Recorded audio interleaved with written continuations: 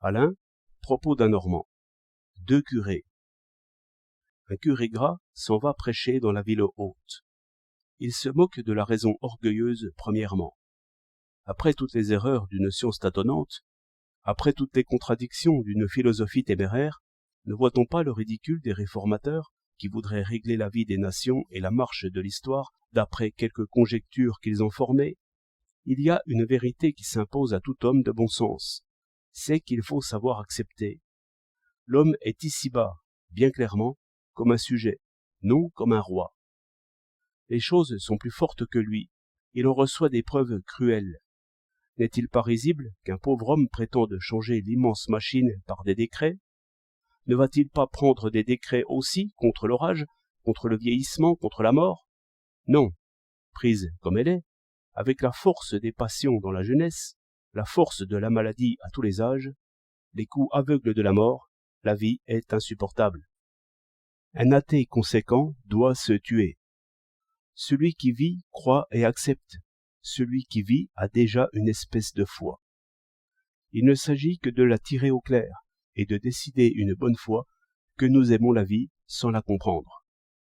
Autant dire que ce spectacle n'est qu'une apparence. Autant dire que cette vie aura sa conclusion, son explication, sa justification ailleurs. Vivre, c'est vouloir ce qui est, de bonne volonté, ou vouloir ce que Dieu veut, car, en d'autres mots, c'est la même chose.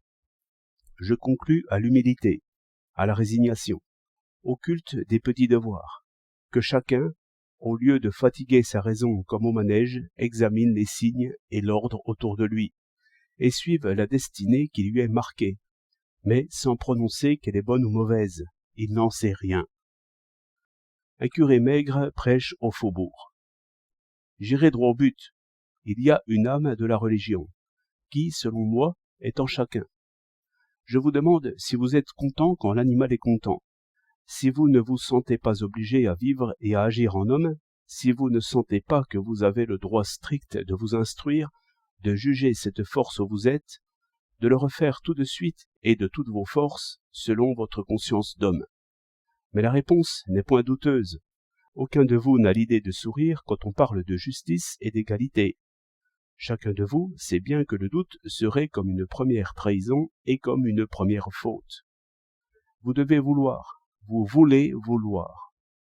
Eh bien, je n'en demande pas plus, car si ce monde n'est que ce qu'il a l'air d'être, une grande machine aveugle et sourde, si vous croyez cela, vous ne pouvez pas vouloir.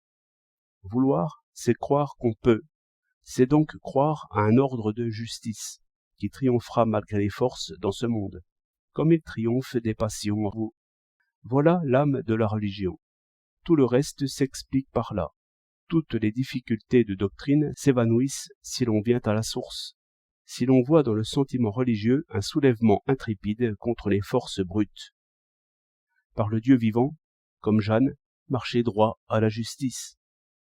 Après ces beaux discours, les 2 curés se promènent, comptent leurs fidèles, et disent « La foi n'est pas morte ». 10 juin 1912.